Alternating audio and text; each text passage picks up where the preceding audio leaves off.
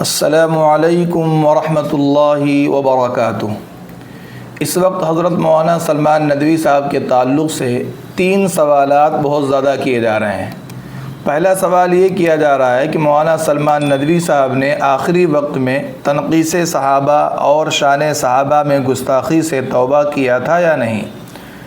تو اس حوالے سے حضرت مولانا خلیل الرحمن صاحب سجاد نعمانی دامت برکاتہم فرماتے ہیں کہ مولانا سلمان ندوی صاحب نے اعلانیہ طور پر تو تنقیص صحابہ سے توبہ نہیں کیا تھا، لیکن بعض خاص اور قریبی رشتہ داروں کے سمجھانے کی وجہ سے مولانا اپنی حرکت سے باز آ گئے تھے، اور چند مہینوں سے مولانا نے صحابہ کرام کے خلاف بولنا اور زہر اگلنا بند کر دیا تھا۔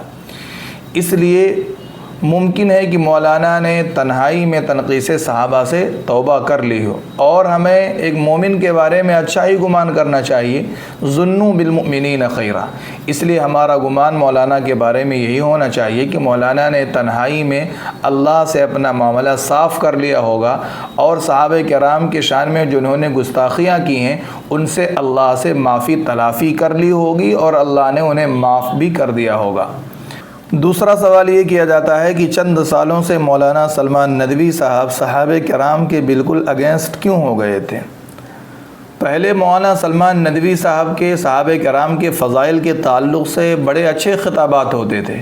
چنانچہ مولانا نے جمعیت علماء کے کانفرنس میں جو دہلی میں منعقد کیا گیا، امام حرم کے موقع پر عربی میں صحابہ کرام کے فضائل کے تعلق سے بہترین خطاب کیا ہے۔ وہ خطاب آج بھی یوٹیوب پہ موجود ہے، سنا جا سکتا ہے، لیکن چند سالوں سے مولانا صحابہ کرام کے بالکل دشمن بن گئے تھے۔ خاص طور پر حضرت امیر معاویہ رضی اللہ تعالی عنہ کے خلاف تو بہت برہم ہوتے تھے۔ اب مولانا صحابہ کرام کے خلاف کیوں ہو گئے، ان کے دشمن کیوں بن گئے تھے، اس کی ریزن اور اس کی وجہ میرے علم میں کچھ بھی نہیں ہے۔ البتہ مولانا اپنے بیان کے دوران یہ کہا کرتے تھے کہ سالوں کے مطالعے کے بعد مجھے یہ چیز معلوم ہوئی ہے، اور سالوں کے مطالعے کے بعد یہ راز میرے اوپر منکشف ہوئے ہیں۔ تو اس کی صحیح حقیقت اور اس کی صحیح وجہ مولانا ہی جان سکتے ہیں کہ مولانا کے اوپر کیا پریشر تھا، کیا دباؤ تھا، کس وجہ سے وہ صحابہ کرام کے خلاف ہو گئے تھے۔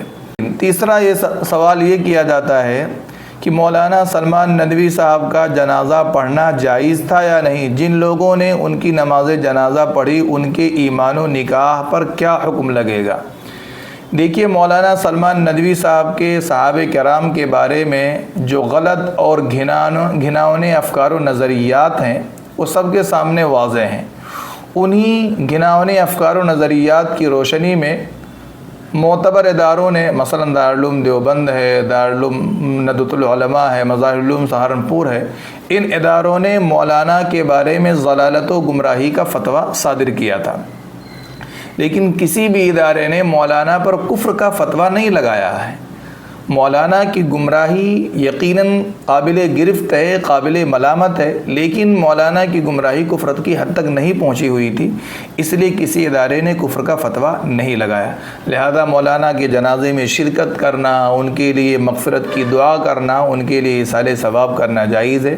جن لوگوں نے مولانا کے جنازے میں شرکت کی ان کے ایمان و نکاح پر کوئی فرق نہیں پڑے گا، ان کا ایمان و نکاح باقی ہے۔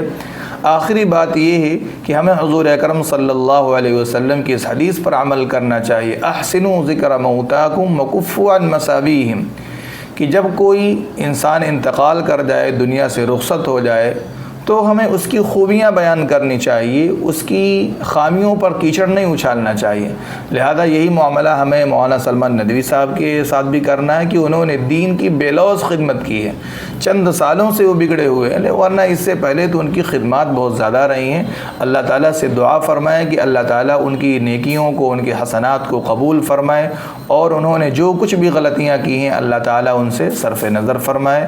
السلام علیکم ورحمۃ اللہ وبرکاتہ۔ Like, comment, and subscribe.